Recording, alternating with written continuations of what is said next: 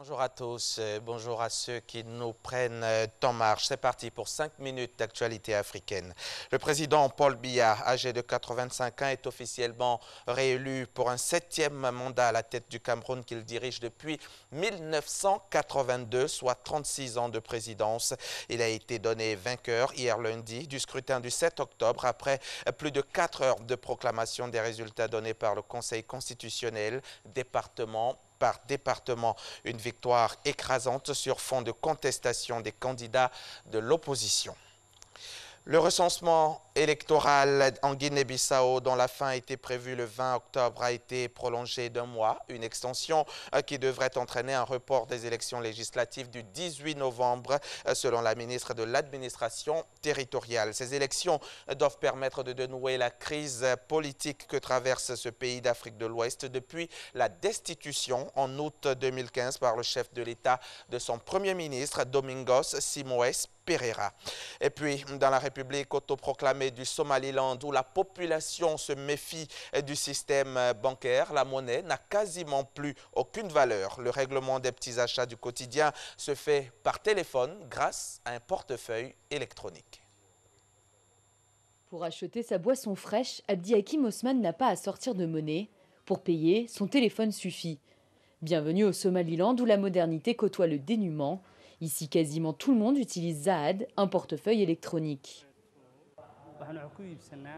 Nous achetons tout avec des shillings du Somaliland avec notre portefeuille mobile. Vous devez d'abord déposer des dollars sur votre téléphone, puis vous les échangez en shillings du Somaliland et après vous pouvez faire vos achats en monnaie locale. Vous pouvez déposer 10, 20 ou 30 millions de shillings. Le pays a sa propre monnaie, lancée en 1994, mais aujourd'hui elle est complètement dévaluée. Même des poches pleines ne suffisent pas pour faire de simples achats. Dans les rues d'Hargeisa, il est très commun de voir ces courtiers avec des mètres cubes de billets. Pendant les 3 premières années, un dollar américain valait entre 7 500 et 8 000 shillings somalilandais.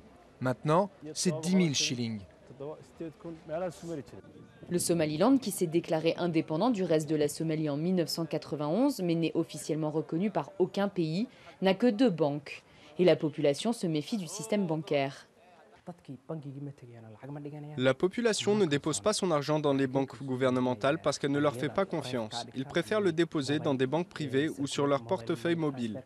Et c'est ce qui a contribué à la dévaluation de la monnaie et par conséquent rendu le dollar plus fort.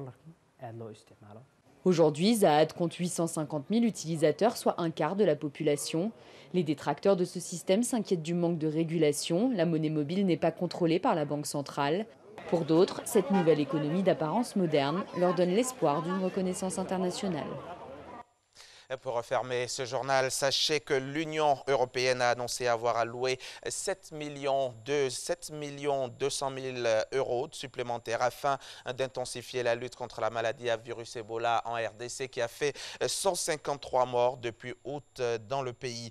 Le montant total de la réponse de l'UE face à cette crise s'élève jusqu'à présent à 12 millions d'euros en 2018. Le soutien de l'Union européenne comprend l'expertise technique, les services aérien humanitaire, le financement de la recherche et l'assistance humanitaire. C'est la fin de ce journal. Je serai encore avec vous tout à l'heure à 7 h.